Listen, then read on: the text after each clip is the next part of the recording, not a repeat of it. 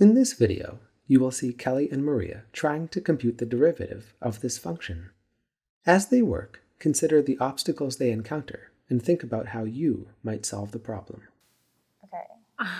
No idea.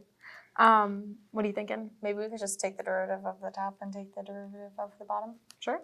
So we can try. Put one over the other? Yeah. Perfect. So f prime of x is equal to the derivative of e to the x is e to the x. Okay. And then x squared plus 1 turns to 2x. Mm-hmm. Okay. So according to that guess of just finding the derivative of the top and putting it over the derivative of the bottom, we get e to the x over 2x. Yeah. Okay. I mean, graph it and check it because yeah, that sounds like a good really idea. know if we're right. So let's graph the original. All right, so our graph is interesting. Maybe if we use this graph of the original function, we can kind of guess what the derivative should look like. Yeah, and then we could graph this one and see if it matches. Yeah. So if our guess for what the derivative is matches the picture of what it should look like, yeah, then maybe we got it right. We'll see. Do you mind if I? Yeah. Okay. Okay, so you have the original right there, and so that's f of x. So what should the derivative look like is the question. Okay. Well, so it's always increasing. Yeah. Okay, so it should be above the x-axis then, right? Mm-hmm.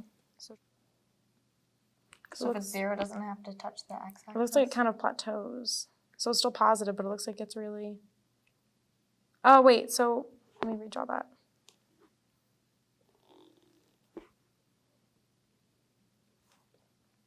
So it would be increasing, and then it would get not as increasing. Uh-huh. So since we're in the positive, Right. we're above the x-axis. So then it would kind of hit 0, I think, at that turning, or what looks like a turning point. But it kind of plateaus, and then it's still positive, but it's like above here, and then it gets more positive. Yeah, I think that looks better. So you think that's what our derivative would look like? Yeah, and then maybe over here it should be more towards the x-axis.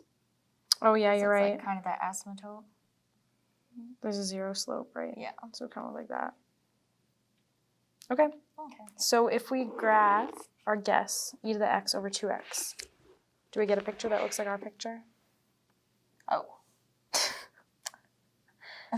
That doesn't look like what we drew. No. I mean, this side kind of does. We had the 0 Yeah. going for us. And our picture was pretty right, but this looks really wrong. Yeah, that's bad. So I would say that we can't just take the derivative of the top and the derivative of the bottom. Yeah, I think you're right. All right, well, that didn't work. No. So you can't just do them separately. In this video, Kelly and Maria tried computing the derivative of the numerator and denominator, but that didn't give them the correct answer. We'll explore how to compute derivatives of quotients in upcoming videos.